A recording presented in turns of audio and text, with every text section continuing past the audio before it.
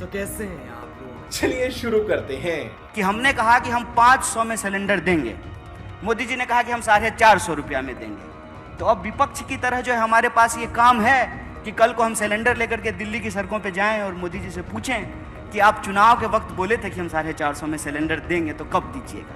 क्योंकि आंकड़ा ये कहता है कि इस देश में 1% लोगों के पास 99% प्रॉपर्टी अकोमोडेट हो गई है। तो अंजना जी को कितना सैलरी मिल रहा है, और अंजना जी का दफ्तर साफ करने वाला जो स्वीपर है उसको कितनी सैलरी मिल रहा है? एक अंजना जी की सैलरी में कितने ड्राइवरों को सैलरी मिल सकता है?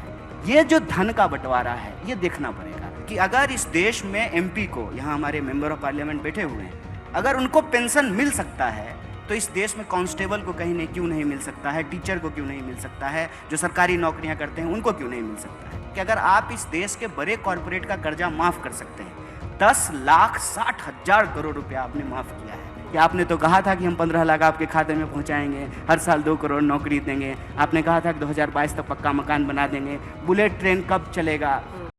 चलो भाई देखो। धीरे धीरे ऐसा माहौल बनने लगा था देश में कि हम लोग टैक्स तो दे रहे हैं लेकिन सरकार क्या देगी ये तय नहीं हो पा रहा था।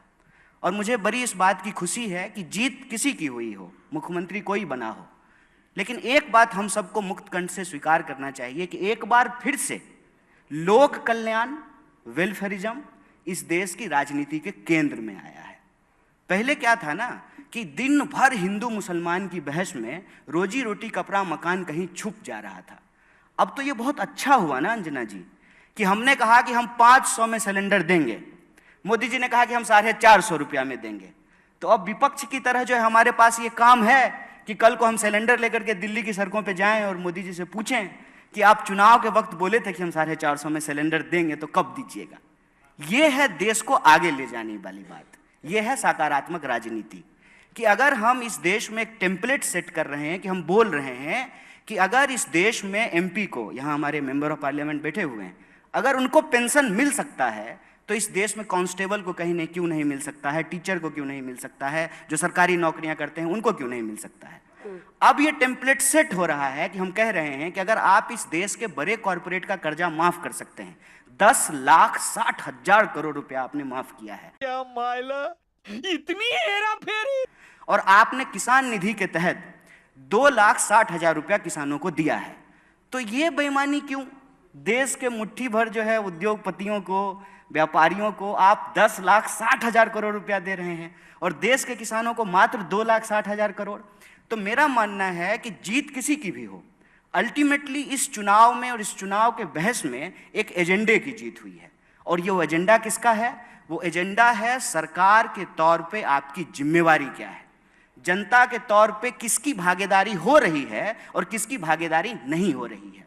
महिलाओं को चाहे डायरेक्ट कैश ट्रांसफर हो, उनका खाता खुलना हो, सबको पक्का मकान दिलाना हो, 5 किलो अनाज हो, तो ये तो पुराने नेता हैं कांग्रेस के, आपको बताएंगे। इसमें से कोई ऐसी योजना नहीं है जिसकी नींव कांग्रेस पार्टी के द्वारा नहीं रखी गई।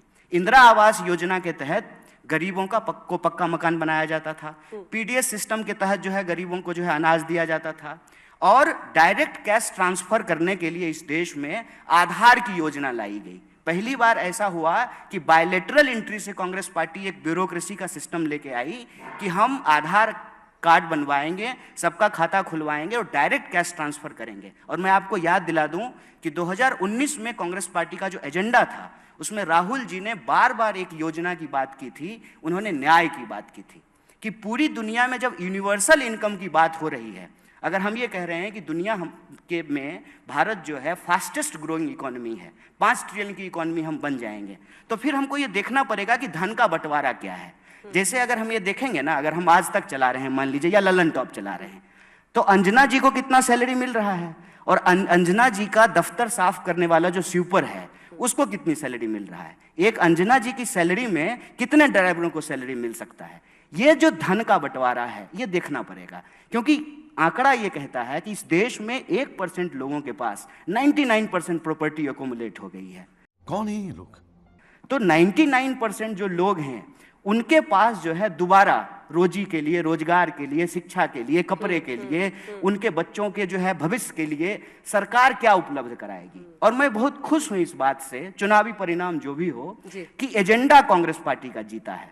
और आप जान लीजिए कि जाति जनगणना का प्रश्न जो कांग्रेस पार्टी उठाई, उसमें किसी जाति को किसी जाति से लड़ाने का सवाल नहीं है, सबकी भागीदारी सुनिश्चित करने का सवाल है। आपका छीन करके किसी को नहीं दे देना है, लेकिन जिसको नहीं मिल पा रहा है, वेल्थ का रीडिस्ट्रीब्यूशन कैसे करेंगे, ये सारे एजेंडे राजनीति में आए हैं।